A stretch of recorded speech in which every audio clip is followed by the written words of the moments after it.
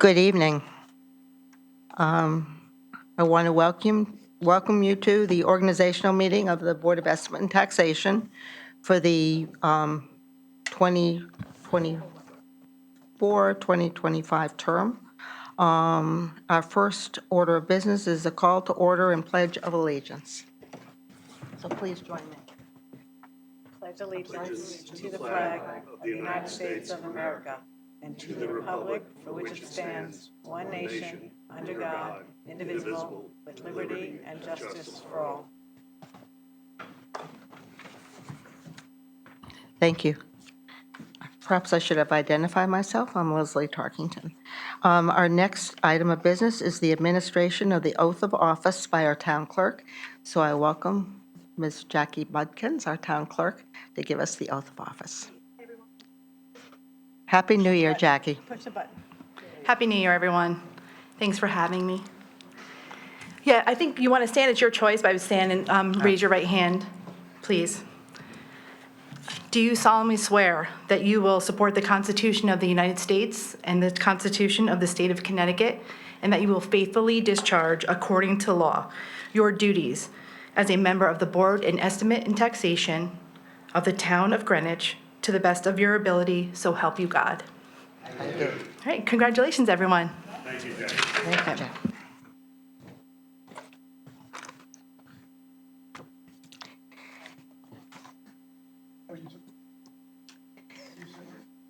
Our next order of business is the election of officers. So our first officer to elect is the chair of the Board of Estimate and Taxation. Do I have any nominations for chair? Yes. Ms. Vassilovis. I rise to nominate Harry Fisher for chair of the BET. Harry is a third-generation Greenwichite and a lifelong Republican. He has a long history of volunteering, including on the RTM, where he served for 12 years. And he's committed to building bipartisan consensus on our board while maintaining core fiscal values that have kept Greenwich the best place to live, raise a family, work, and retire. Is there a second to that nomination? I don't know if you need a second, but I will second it. Okay, so nominated by Ms. Vassilovis, seconded by Mr. Weisbrot.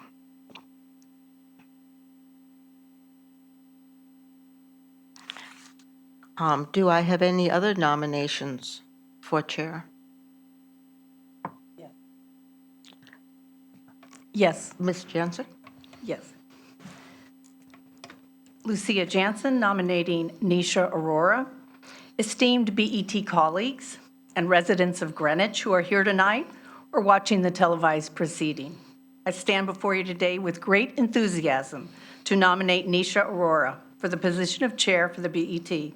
It is with pride that I endorse our current incumbent BET member, a dedicated public servant who has demonstrated unwavering commitment and exceptional leadership in our community.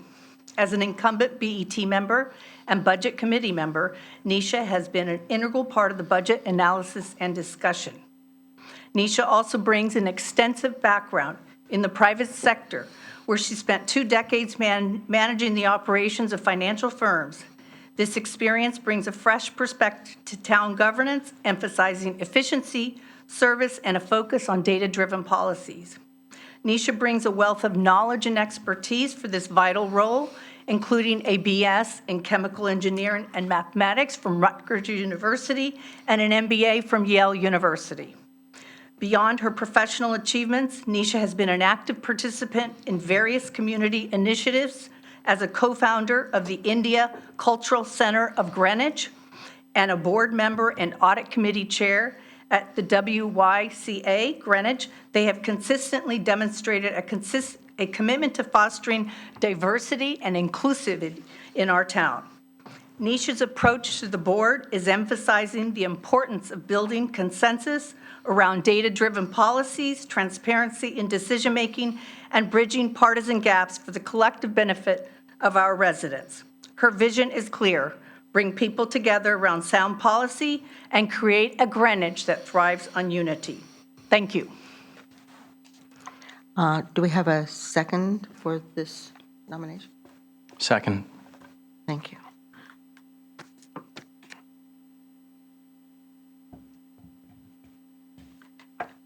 Are there any other nominations for chair? Do I hear any other nominations for chair?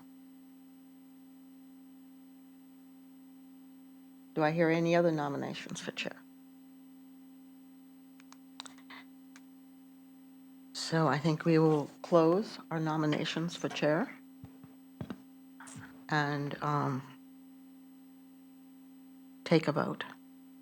So I call on our clerk, Ms. Aurora. Thank you, Leslie. Take that roll. Yep. I just didn't have the seating order, so I'm going to go by caucus. I'm going to start with my Republican caucus, and I'll start with you, David Alfano. Point of order, I would suggest that the roll call be taken in order of seating as we usually do and not by caucus. I think the clerk has the ability to take the vote in any order. I would respectfully ask the chair to please make a ruling that it be called according to seating, the way that we normally do it. Thank you. I would add here that we frequently do it in the order of seating, but we have done it other ways too. Is there, Okay, so I'm going to take it in the order. I've taken it in alphabetical before. I've taken it many different ways. I'm going to take it in the order of party. David Alfano, Nisha Aurora.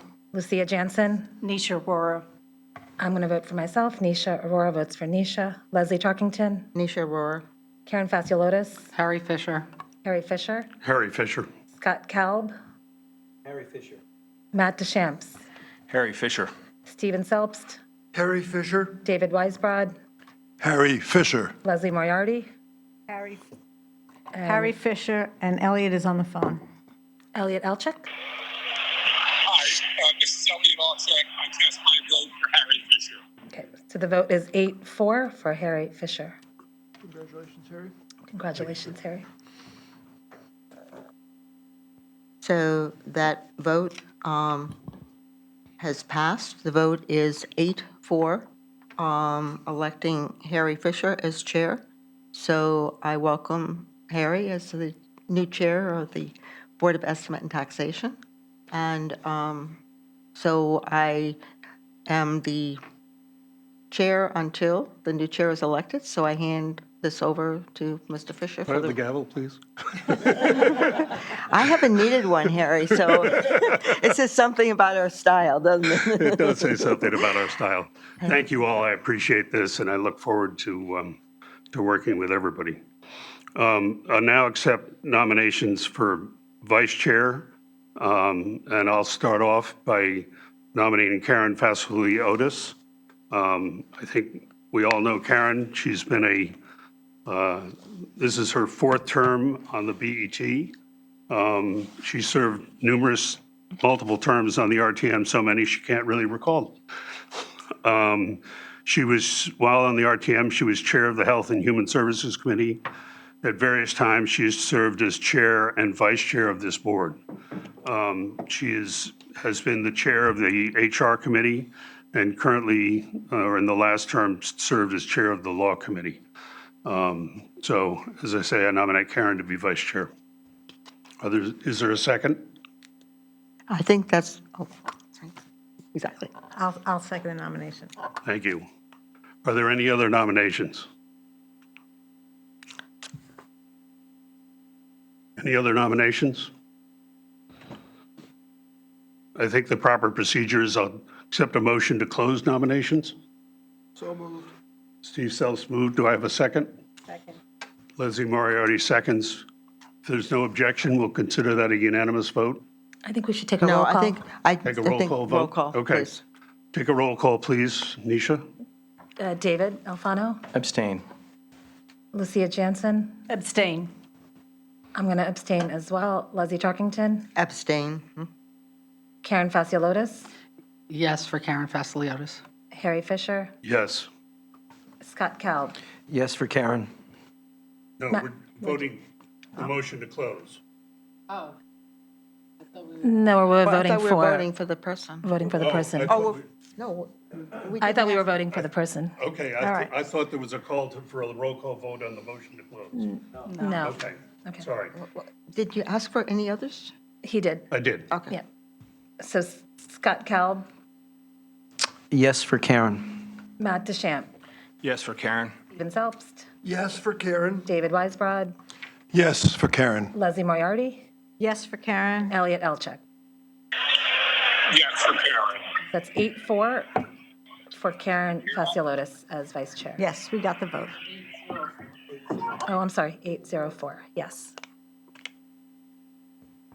Okay. Now we move on to clerk. Oops, forgot my mic. Now we move on to clerk. And I'll take nominations for clerk, and I will start it by nominating Karen to be the clerk. Karen Fascioliotis to be the clerk. I will second that nomination. Are there any other nominations? Leslie Tarkenton? Yes, I would nominate David Alfano to be clerk.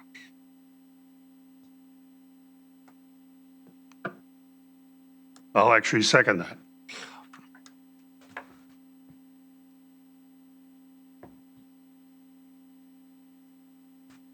Any other nominations? I do not accept the nomination. Okay. Any other nominations? I move the nominations, or accept a motion that the nominations be closed. I move that the nominations be closed, Mr. Chairman. Thank you. The second? Seconded down to the end there. Scott Cowell. Unanimous consent that we can close the nominations without objection? Very good. So I guess we should have a roll call vote on this as well. So Nish, Yep. David Alfano, Abstain. Lucia Jansen. Abstain. I'm an abstention as well. Leslie Tarkington, Abstain. Karen Fasciolotis, Yes for Karen. Harry Fisher, yes for Karen. Scott Kalb, Yes for Karen. Matt DeChamp, Yes for Karen. Stephen Selbst, Yes for Karen. David Weisbrod, Yes for Karen. Leslie Moriarty, Yes for Karen. Elliot Elchek. Yes for Karen. That's at 8-0-4. Karen Fasciolotis for clerk. No, that's 840, or 804. I'm sorry, you had it right.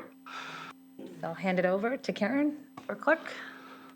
Okay, the next item on our agenda is the board's biannual appointment of the controller. If I could have the clerk read the motion. And Karen, that's going to be you this time.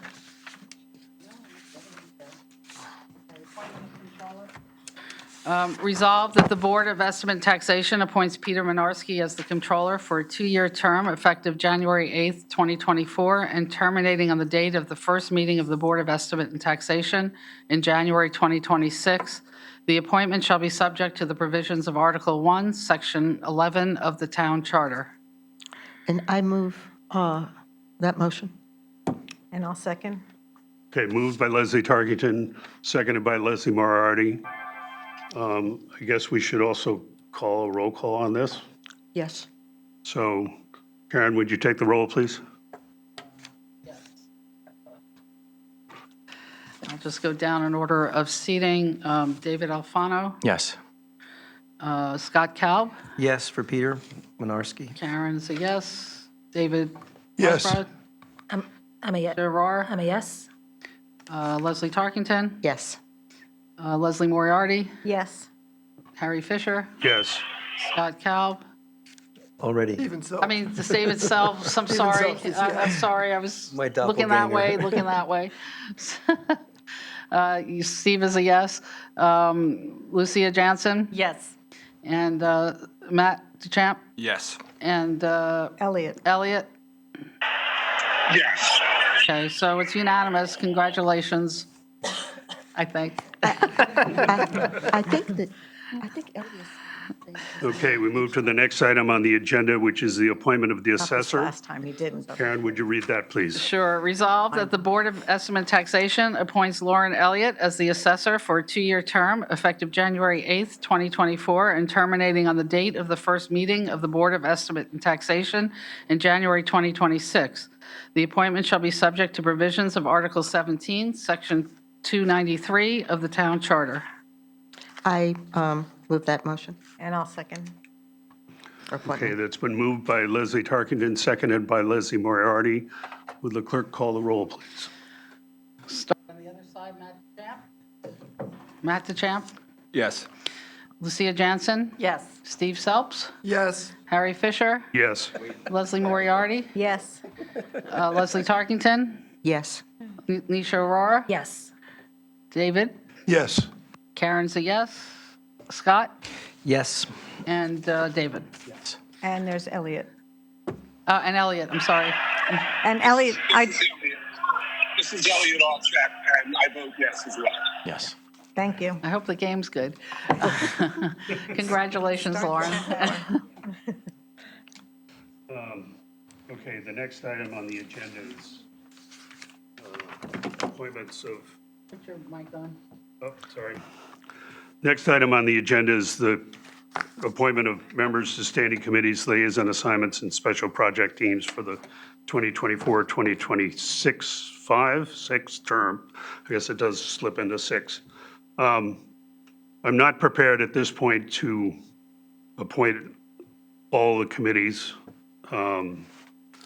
It's going to take some further work, but I am prepared to announce that the Budget Committee will be composed of Leslie Tarkenton as chair, myself as a member, Leslie Moriarty as a member, and David Weisbrot as a member.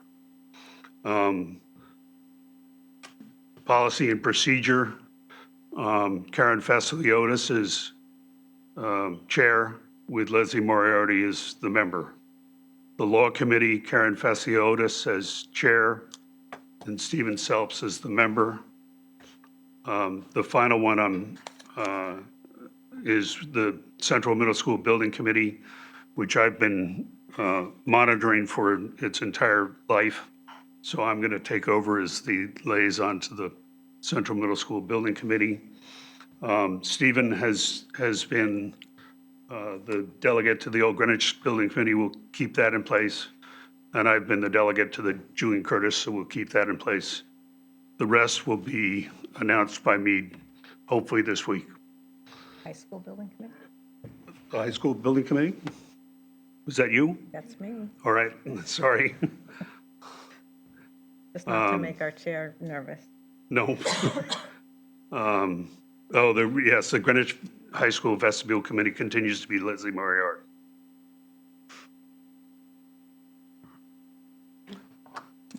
With that, I'm going to defer on Chair's remarks, although I look forward to working with everybody. I hope we can have a successful time, and I look for great success for the town. That's my primary interest. I think at this point, we'll ask, Amna, are you going to do the FOI?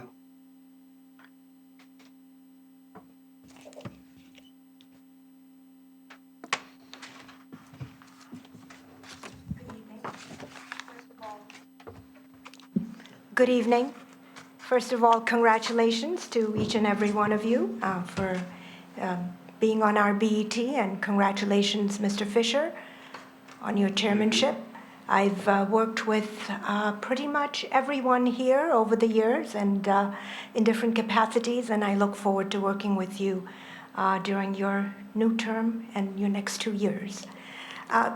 I know many of you are probably looking to head home early so you can watch the championship game, so I will speak fast. Yes. I hope you've received the documents that I had put together, a memo with a chart. I believe that was distributed by the Finance Department. The Freedom of Information Act, as many of you know, has been around for a long time. It'll be 50 years next year. And over the years, it's changed, evolved with the times somewhat, and significantly changed during the pandemic, as you all know. All the revisions that went into effect allowing public agencies to conduct meetings via electronic means. Even though when you look at the act now, there are still some references to telegrams and notifying members via telegram. So there are certain parts of it that haven't changed.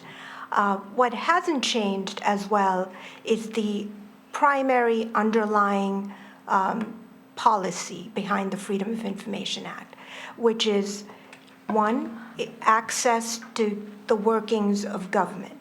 So giving public the access to how their government functions. And so that is one of the overarching policies of the Freedom of Information Act. The other overarching policy is that disclosure is required unless specifically stated otherwise in the Act. And the third part of the Act to remember are the definitions. And in your material, you'll see that none of those definitions are short or brief in any way. So given that, you could consider that there are two main pillars to the Freedom of Information Act. One is the conduct of meetings, and two is the disclosure of records.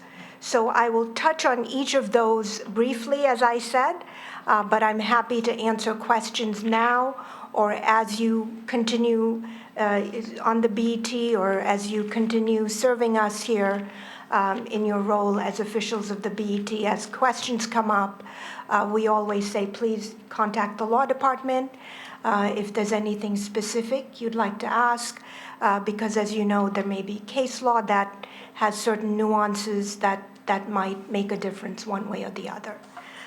So starting with really the public meetings, you'll see in the chart that I provided you, there are essentially three types of meetings, and those are your regular meetings, your special meetings, and emergency meetings. This body, the BET, as you know, really has regular meetings. There are a few special meetings over the course of a year, but really your meetings are regular meetings. And you don't have to worry about the posting and is the agenda up, is the time frame being complied with, because I can tell you your finance department and the staff that works there are, I would say, among the best. And they really do a good job making sure all the requirements are met. So I will not go into any great details about the posting, the minutes, other than to say you have people who do a fantastic job and make sure all those requirements are met. For regular meetings, one thing I do want to point out, if a certain item is not on your agenda, you do have the ability by a 2/3 vote to take up an item that's not listed on your agenda. And that is the main difference really between your agenda of a regular meeting and your agenda of a special meeting. Because if you post an agenda for a special meeting, you can only address the items that are listed on that agenda. You cannot take up any other items if they are not already listed. And I know many of you know this, having worked in different roles here in town government, so I may be repeating myself here, but again, the chart that I provided you really breaks that down for you. Also, there's a requirement for posting your votes as well as the minutes. For the votes, it's a very short time frame. As you all know, it's within 48 hours, and the minutes have to be available within 7 days, even though they may be in draft form. I think your finance department makes sure those draft minutes get posted in a timely manner so that the public is aware as to what took place. Emergency meetings, I will say just this. There's hardly ever a meeting that would qualify as an emergency because, as you know, with a special meeting, you can meet with a 24-hour notice. So unless it's a true emergency, as in, the roof somewhere has collapsed and you don't have the 24 hours to vote on an appropriation, then perhaps it becomes an emergency meeting. But our courts have said that you really have to be very careful in terms of what you deem to be an emergency to call a meeting without that 24-hour notice. Just going back to the definition of meetings, you'll see it's not a brief definition. It includes committees, subcommittees, working groups, work sessions, advisory groups. So whenever there is a group that's getting together to conduct town business, it's essentially deemed to be a meeting. Of course, there are quorum requirements, but again, keep that in mind. Many years ago, the Board of Selectmen was dealing with some issues in Indian Harbor, and there was a question as to whether the board needed to go out into the harbor and view this issue that was occurring in Indian Harbor. And so we ended up making arrangements for a boat to take the Board of Selectmen out, but then the question became, how do we give the public access, because you have the 3-member board on a boat in the middle of Indian Harbor, how are we going to allow the public to be present and to hear what they're saying? So we were trying to figure out, try to get the ferry out there, let people, come there on the ferry, or maybe they make their own arrangements. Luckily, we didn't have to go that far because the issue resolved itself. The reason I bring that up is the Freedom of Information Commission and the Freedom of Information Act takes very seriously the public's right to access an agency meeting. So if there are certain unique circumstances, again, like I said, reach out to us and we will try to figure it out. Let's see, so I've touched briefly on the 3 different types of meetings. Now, your board from time to time will go into executive session, and a lot of times it's to discuss pending litigation.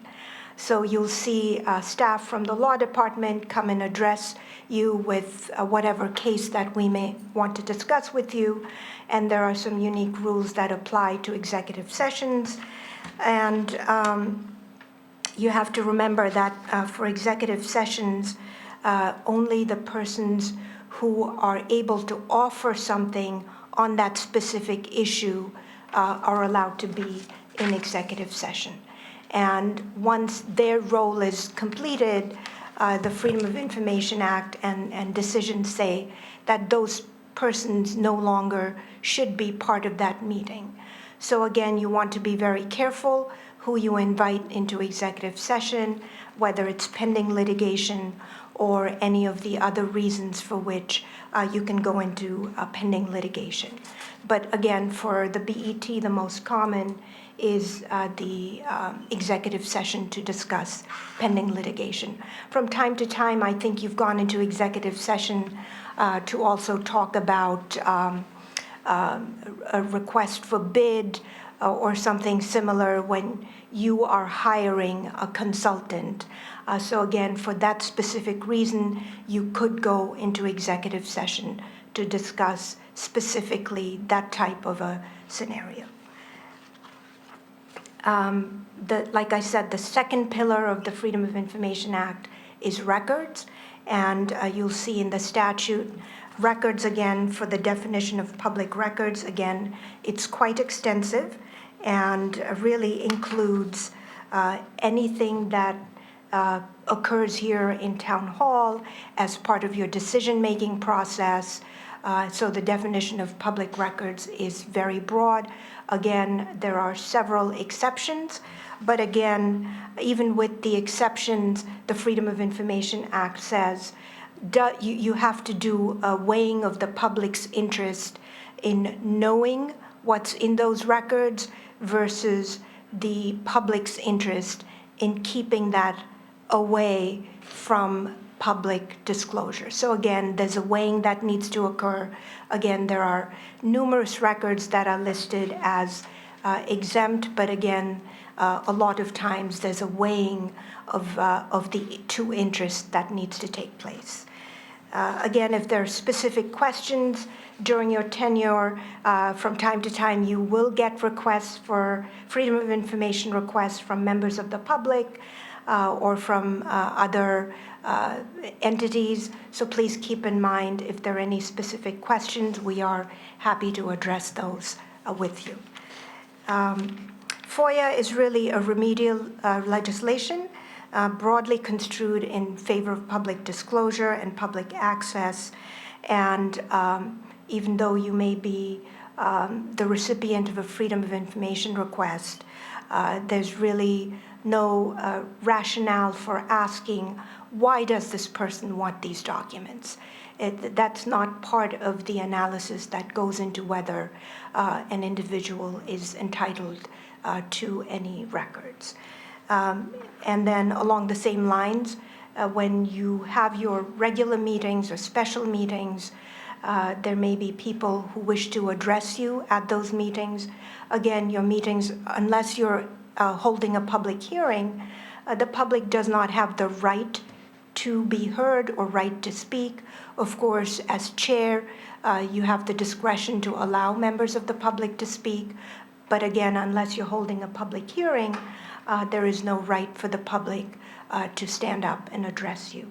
Along those same lines, public agencies do not have the right to require somebody to register before they're able to speak or provide their name and address before they're able to speak.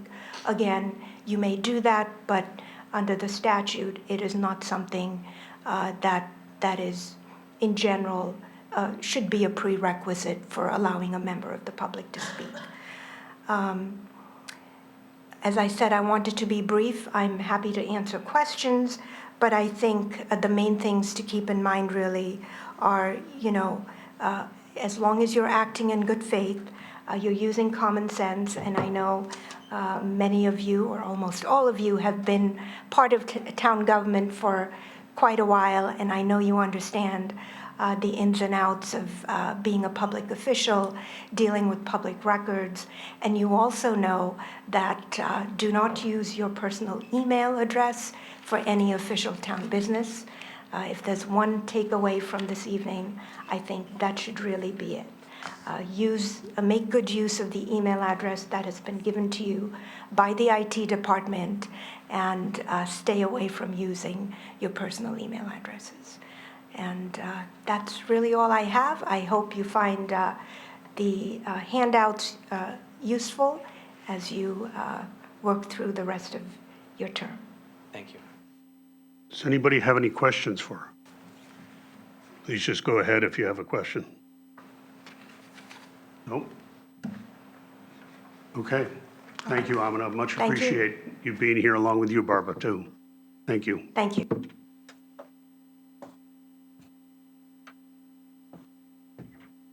Okay.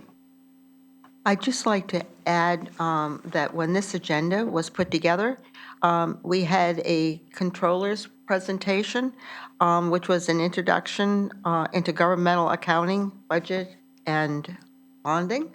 And that presentation has been deferred to the first full BET meeting on January 22nd in order to accommodate tonight's national Football championship. game. Okay, thanks for that note, Leslie. I'd forgotten to note that. There being nothing further on the agenda, I'll take a motion to adjourn. Moved. David moves, Stephen seconds. Without objection, we're adjourned. Thank you all. Enjoy the game.